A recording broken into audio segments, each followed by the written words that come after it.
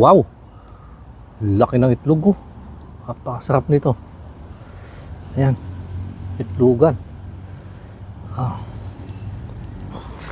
Saluyot is life. Sabi nga po sa amin sa Ilocano. Kaya, lagi ako may tanim niyan. At ito, pwede na siyang bawasan ng talbos. Kaya nagluluto po ako ngayon. Nag-iihaw ako ng isdang araw. Yan, medyo sunog nga lang. Kung tawagin sa amin to sa Ilocano, liwalo naman at saka mertani ko yata sa ibang lugar. Isang napakainam na pang-ulam na pag ganyang iniihaw. Pero ngayon, ayan o, laki. Sarap. Ngayon, ihahalo ko dito sa aking lulutuing labong. Ayan, tama po. At may bahagi ko din lang, mayroon dalawang klase ng gantong labong. Yung labong na nakukuha dun sa kawain na matinik, kung tawagin sa amin ay bayog. At saka yung labong naman na nakukuha dun sa kawain na walang tinik, na kung tawagin naman ay kilin. Mas mainam yung ganto dahil mas makapal ang laman, pero mabisa pa rin pag bago lutuin. Pinapakuluan ko ito, saka pinipigaan para talaga mawala yung kanyang pait. Ito na po yung napigaan kong labong, mga kanayon. Yan. Sasalang ko lang ulit. Ito. At lalagyan ko ng madaming luya. Siling haba. Yun. Ang pasarap. Hindi ko na masyadong papakuluan yan kasi naluto naman na yung labong. At saka ito, yung aking inihaw na isda, pansahog. Ayun. Uy. Pit. Ayan. At siyempre hindi mawawala yung ating bagoong. Okay. Sasalang ko lang to at mananalbos naman ako ng saluyot. At habang nagpapakulo nga po ako, mananalbos naman ako ng mga ilan-ilan dito sa aking saluyot. At gusto ko na din lang po ipabot ang aking pagbati kay Kanayong Ruth Castro. Yan, isang maganda. Merry Christmas po. At saka kay Kamangyang Gemma Iniego ng Occidental Mindoro, kababayan ko ito. Maraming salamat, mga kanayon, sa inyong patuloy na pagtangkilik sa aking mga mumunting handog. At ito nga yung aking saluyot.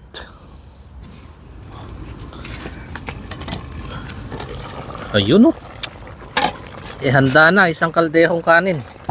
At ipapanghuli ko lang po itong tinalbos kong saluyot. Yan.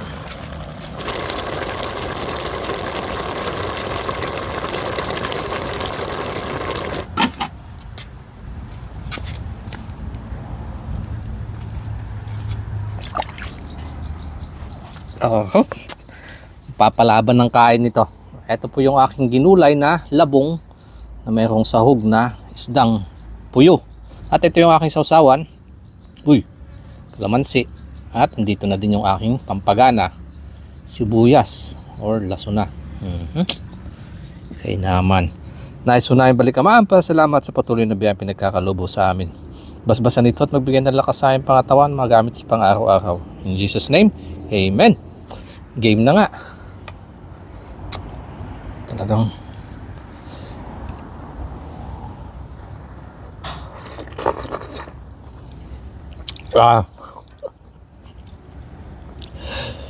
mga pang-ulam na nakakagaan ng pakiramdam. Yan.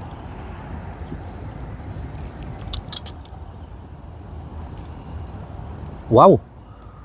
Laki ng itlog, oh. Napakasarap nito. Ayan.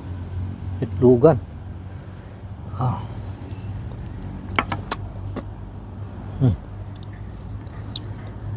Papalamigin ko lang ng kaunti. Yakin ka sa akin.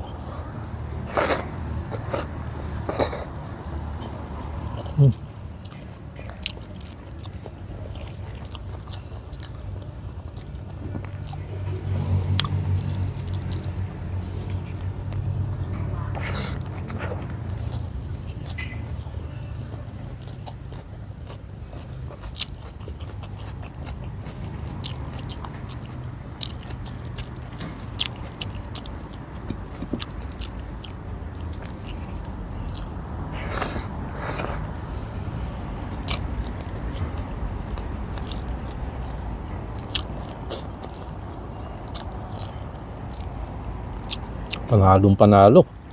Matinik nga lang yung gatong klase na isda, kaya dapat maingat kasi matigas. Napakaya linamnam. Tatabi ko dito. At mamayang hapon naman yung iba nito. At saka yung isang inihaw ko. Para naman kay misis. Mas gusto kasi niya yung inihaw na ganyang hiwala, yung hindi sinasahog. Mas gusto niyang ulamin. Mas gusto ko yung sinasahog, pakapit yung lasa.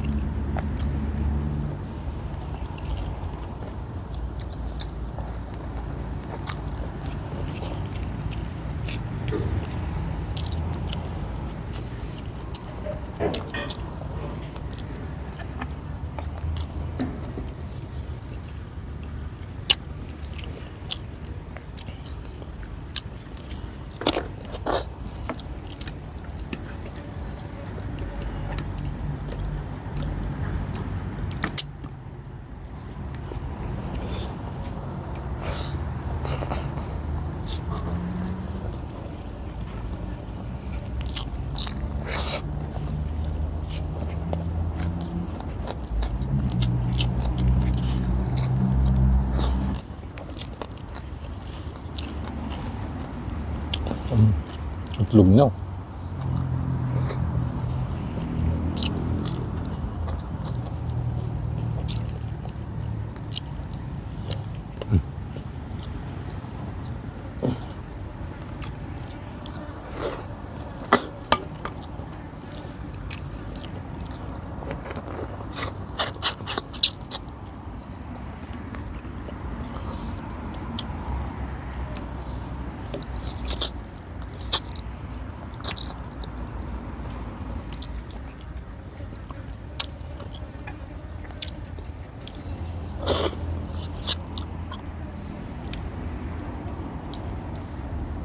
Yun. Dahil pa sa luyot.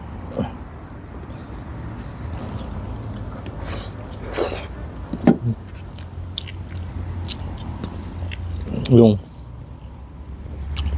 gantong pahuli na yung sisip-sip na ganto. Yung pinakamasarap. Pero nga lang, dami ng tinik.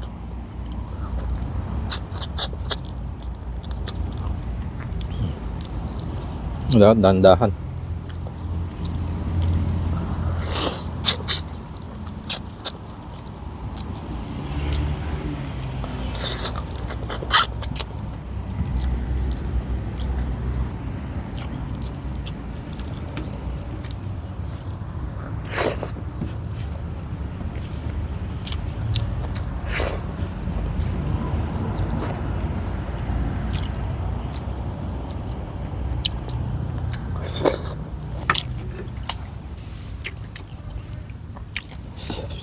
Sasama ko pa yan para sa mamaya yung hapunan.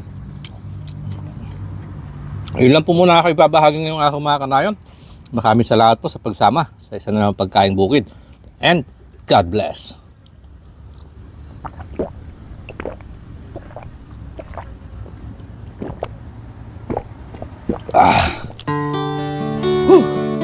Solve.